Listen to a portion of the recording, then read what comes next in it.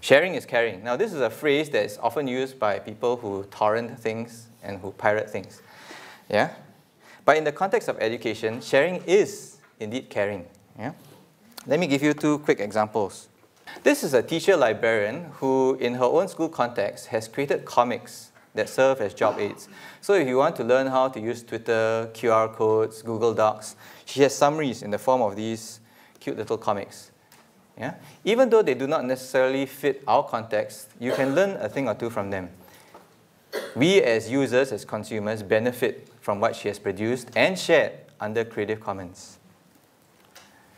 Last weekend, or rather just the weekend that passed, a group of teachers from Finland decided to burn their weekend starting from Friday, and over 3 days, write a math textbook, open source, and share it under a particular Creative Commons by attribution license. Yeah, so by today, they should be done with it. Sharing things on Creative Commons obviously can benefit people like us. But it can also benefit the people who share. Yeah? So let's imagine you share your resources openly. There are at least two things that will happen. If you share openly online, then people will come in and share their comments, their thoughts. They will critique what you have produced. Some will be nice about it, a few might not be so nice. But the fact of the matter is you get feedback and you can improve your work. Agreed?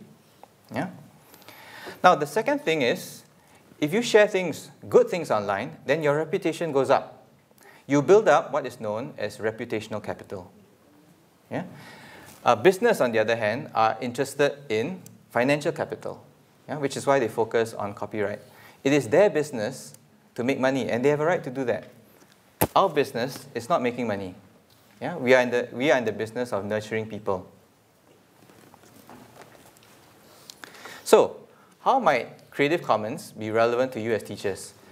In your context now as pre-service, as student teachers, yeah, who have to maintain portfolios, there are a few things that your portfolios, a few principles that your portfolios operate on.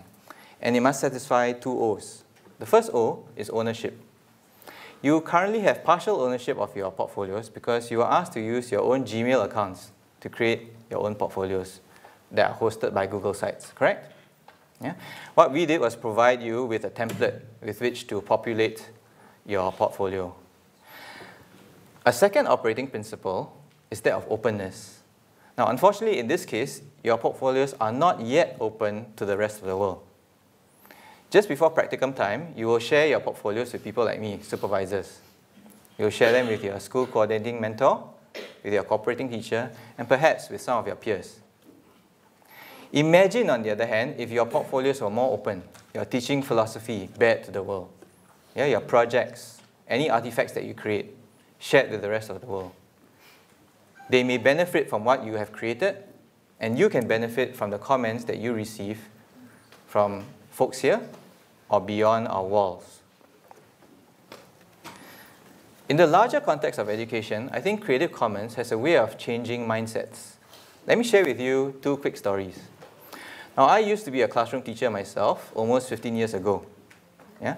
In the second school that I went to, I sat with 4 teachers. Yeah? And we only had tables, we didn't have cubicles. And what teachers almost naturally do is put up a fence around themselves, yeah? With files, with pictures, with teddy bears, and goodness knows what else. Yeah? So all 4 of us taught the same subject. Yeah? And my neighbor and I taught the same level. And I looked over at my neighbor's files and noticed that, hey, all very nicely labeled. And here was a topic that I had to teach next week. Yeah? So I leaned over and said, hey, may I take a look at, no.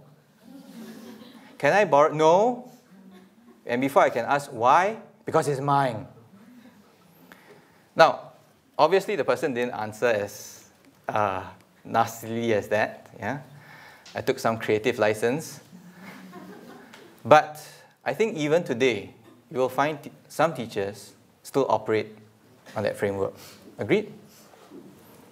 Second thing, are you aware that all of you have the option as full-time teachers in future to use shared online material in a system in MOE. There's a shared online system, North Zone, East Zone, South Zone, and West Zone. Are you?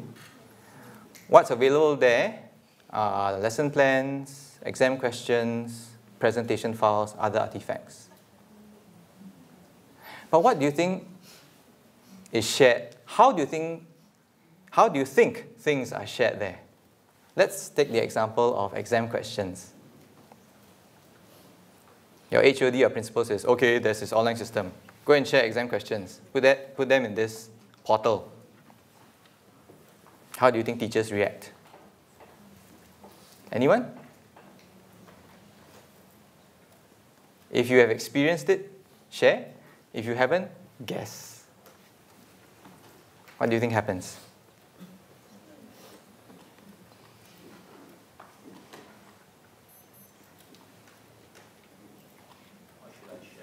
Why should I share? Okay. Right. Especially exam questions, right? Now, there's a call for every school to be a good school. But good schools want to mean good or be even better. One way is to have very good results. The way to have good results, sometimes is to spot questions or to have very good exam questions. Why should I share my questions if that helps your school get a leg up on me? Right? Again, this is a very defensive kind of stance. Now, if you adopt the Creative Commons mindset, you will not be like the teachers that I've described in both scenarios. You start off by being more open, by sharing more, because you have the learner in mind. Okay? You want them to be able to access resources freely. If you don't start sharing at all, then it's very hard for them to get information online. Okay? So, how might you share things using Creative Commons? There are 6 licenses. This is how they are represented by way of their symbols. Let me show you another quick video that will explain the 6 licenses. So here are the 6 licenses again. I won't go through all of them. Yeah, you can visit creativecommons.org to get more details. I'll just highlight that the first one, the most open one, is Creative Commons by attribution. And the most restrictive one, requires your users, if they take make use of your artifact, to attribute you, to not charge money, and to make no derivatives of your work.